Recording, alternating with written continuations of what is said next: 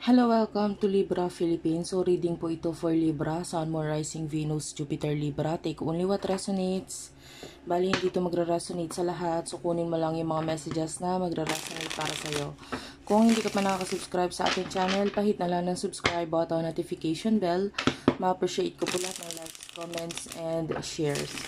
If you want, pwede ka magpa-personal reading, Jing Tarot Trader. Pakisearch na lang siya sa Facebook. And kung gusto mo, pwede ka rin namang magpa-palm reading mula sa akin. Mag-avail ka lang ng mga crystal bracelet na available po dun sa akin TikTok shop. Check mo na lang. Okay, let's start your reading. So, this is for the sign of Libra. And check mo yung yung iyong natal chart. Simulan na natin.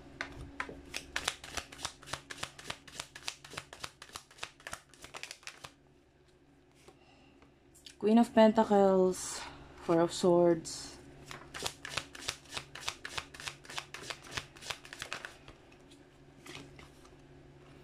Ten of Pentacles. Bottom of the deck, you do have here the Three of Swords.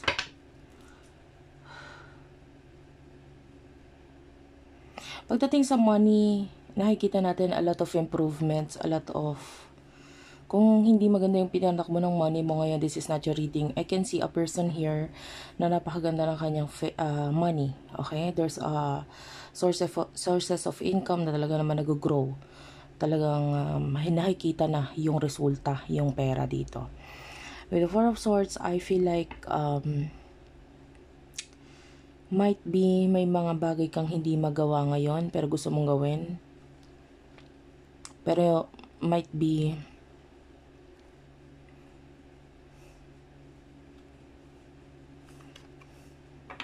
yung iba may kinalaman sa pagta-travel. Yung iba naman maybe may kinalaman lang sa like a hobby or gusto mo lang gawin pero hindi mo magawa. Because maybe you are focused sa iyong career, sa iyong work. No? So, may mga bagay kang hindi magawa ngayon na gusto mong gawin. So, you do have here the Temperance. May mga bagay kang kailangan lang ayusin. You should keep on going. Nakikita natin kung ano man itong bagay na hindi mo magawa pa sa ngayon. Dadating ang time na magagawa mo siya. Maayos mo yung mga dapat mong ayusin dito. So, yun. The advice for you is ayusin mo muna. Okay? And then pag naayos na, magagawa mo yung mga bagay na gusto mong gawin na sa ngayon hindi mo magawa. Maybe yung iba time or yung mga dapat mong tapusin mo muna. Yun yung sinasabi dito na dapat mo munang ayusin. Ano? And I can see na alam mo, napakaswerte ng energy mo kasi parang kung ano yung mga bagay na nasa paligid mo na ngayon, yun yung nakikita natin sabihin natin magpapayaman sa'yo eh. I can see a lot of success sa kung ano man yung mga meron ka na ngayon. Tapos yung mga dadating, madali na lang dahil yung mga nasa bagay na nasa paligid mo ngayon, yan na talaga yung mga kailangan mo. Tell me about this. Yeah, the sun is here. And you do have here the Magician. Dalawang major arcana, no? And the number 7 is at the bottom of the deck. Okay? Number 7, actually, it's like a lucky number. And nagpapakita ito ng yung skills mo, lahat ng meron ka, alam mo ngayon, enough na yan. Like, if you want to learn more, ito yung pinaka-advice sa'yo eh. Ang nakikita ko dito, wait lang muna. Pabuyangin mo muna. Pabuyangin ang tawag dito. Parang palaguin or kung ano yung skills mo. For example, you do have a talent. You have a skills. Tapos gusto mo na namang matutunan yung isang bagay. Gusto mo na namang aralin yung isang bagay. Wait lang. Yan ang sinasabi sa'yo, wait lang. Makakahintay yon. Kasi kung ano yung meron ka ngayon, yung natutunan mo na ngayon at alam mo na ngayon, tama na yon. Ngayon, hindi naman sinabing wag mo na yung aralin, no? Because, okay naman na sa muna sa ngayon. Pero, might be, hayaan mo muna na mag-grow kung ano man yung mga meron ka ngayon. For example, ito ay something na, for example lang, no, paggawa ng paso, pagluluto, okay? Nakikita natin na yung talent mo na yan, although hindi pa ganun kagaling, hindi pa ganun ka-enhance, pero may alam. May alam ka na kahit kakaunti, pwedeng magbigay ng kita sa'yo in the future. So, ibig sabihin, gamitin mo. No? Hindi yung alam mo na itong bagay na to, tapos mag-shift ka na naman doon sa isa pa. Yung tendency, oo nga, narami ka na natutunan, pero hindi mo naman nagamit. So, ang ibig sabihin, gamitin mo muna. Yun yung nakikita natin dito, okay? So, the advice for you is gamitin mo yung talento, yung mga natutunan mo na, at i-enhance mo ito. Tapos, saka ka pumunta dun sa next page, or kumbaga sa libro, yung next chapter, next page, ng kaalaman. Kasi, the sun is here. This is like a positive sign. This is like a positive sign. This is nagpapakita ng future na very bright, napakaliwanag para sa'yo. So, gamitin mo lang kung ano yung mga meron ka ngayon. Okay?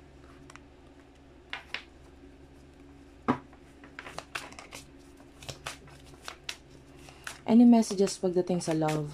Any messages pagdating sa love? Kasi money is good.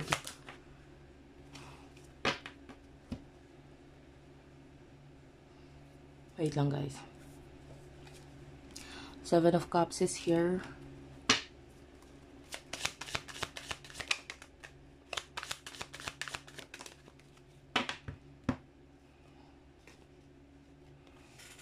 Five of Wands.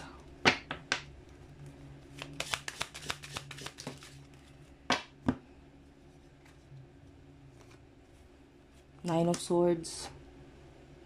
Nine of Pentacles. Ace of Wands. Ayan. Aries, Leo, Sagittarius, Gemini, Libra, Aquarius, Taurus, Virgo, Capricorn. Cancer, Scorpio, Pisces. If you are in a relationship, nakakita tayo dito ng pagtutulungan. Nakakita tayo dito ng understanding sa isa't isa. I can see a very beautiful relationship. Maaaring malaki yung differences niyo sa isa't isa ng mga hobby, not hobby, but rather yung itsura, yung kinaugalian, kinalakihan, pwedeng ganun. Malaki yung difference, but I can see understanding sa isa't isa. I can see a lot of love if you are in a relationship. If you're single, I can see a lot of friends. A lot of friends na parang sila yung natatakot para sa'yo. Alam mo yun. Maybe family or friends. Na parang natatakot sila na kung makikipagrelasyon ka or makikipag-connect ka, parang wag na muna sa ngayon. Parang hindi, nakikita ka nila as hindi ka pa handa. Or might be, maaaring maulit na naman yung mga nangyayari in the past. So wag na muna parang sa kanila. And if you are currently thinking of someone, no, and then maybe itong person na to is may love interest ka, no, nakikita natin na maybe you see your person as your future. Maybe nakikita mo itong person na to as a soulmate, no. Let me clarify. What's with the Ace of Wands? Justice card is here. Libra energy. Four of Cups and the Five of Cups. Yan, para dun sa iba dealing with their soulmate, twin flame, whatever you call it. Yan, destiny or whatever you call this person is, na parang lagi mo iniisip, there are this time na parang distracted ka. Yeah, there's this energy of you being distracted. Hindi man ngayon, maybe in the past, na lagi mo iniisip ng taong to. and maybe you are not satisfied sa mga nasa harapan mo, no, because lagi mo naiisip yung person na ito, and you see this as your soulmate or your twin flame.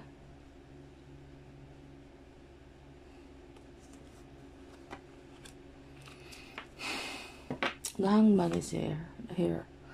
I feel like either ikaw yung naghihintay or siya ay naghihintay, or both of you are waiting. Yeah, because I don't know, maybe there's a relationship or maybe even marriage na involved dito, and there's a lot of blockage. Ang laki ng pagbabago eh. Parang lumaki yung agwat or yung labo sa inyong connection. Parang medyo lumabo ng malabo dahil sa mga malalaking pagbabago na nangyayari. But anyway, what will be the future here?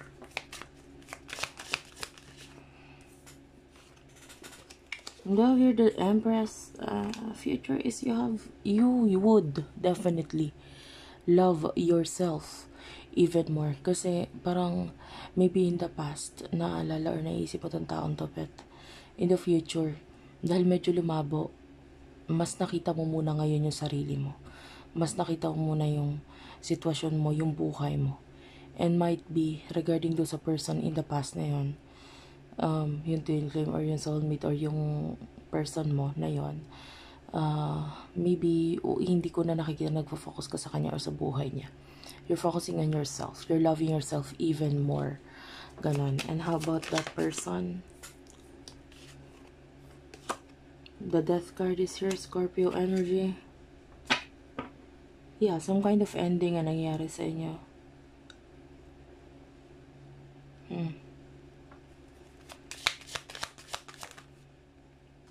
Two of Pentacles in the world. Yeah, a lot of distance.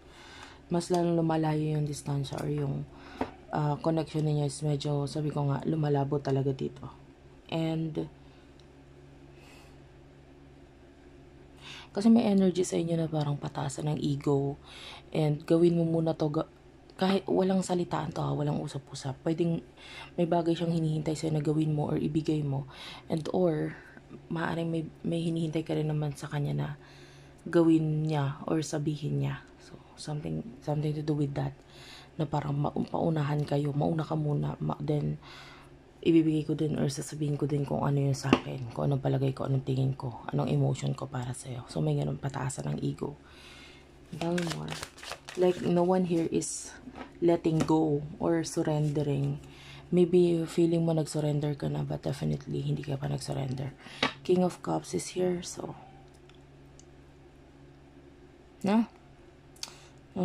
I can see a lot of celebration in the near future pagdating sa mga tao sa paligid mo. Nine of Wands, Two of Cups.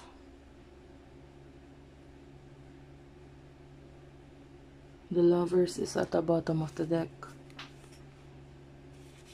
Two of Wands. I can see some of you, if you're,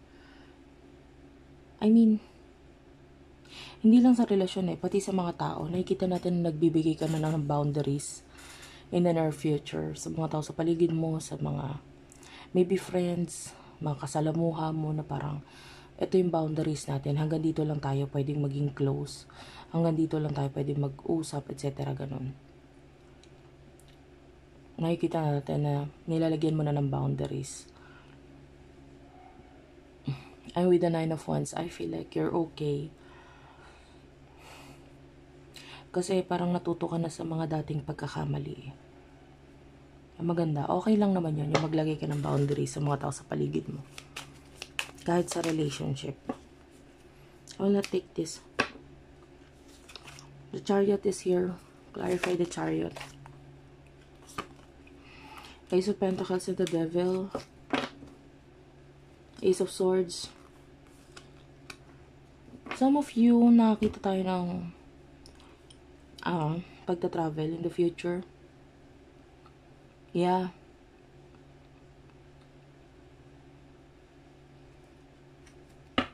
Clarify the Devil.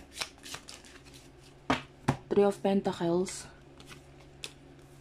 Three of Cups. Yeah, a lot of maybe happy celebration ang nakikita natin, with friends or with lovers, with a person na kakonect mo na may kinalaman sa love. I can see travel. The Fool is here, so yeah, this is like an adventure na parang bigla ka na lang mayayaya or bigla ka na lang tatawagin or what. So anyway, that's it for now. Thank you for watching. Sana nakarelate ka, nakaresonate ka. Please do like and subscribe to our channel, Unicorn Princess Tarot, Madam P TV, Virgo Philippines, Tapit Hapon TV, Water Sign Philippines, Madam P Vlogs, Libra Philippines. I love you all. Thank you for watching and bye-bye.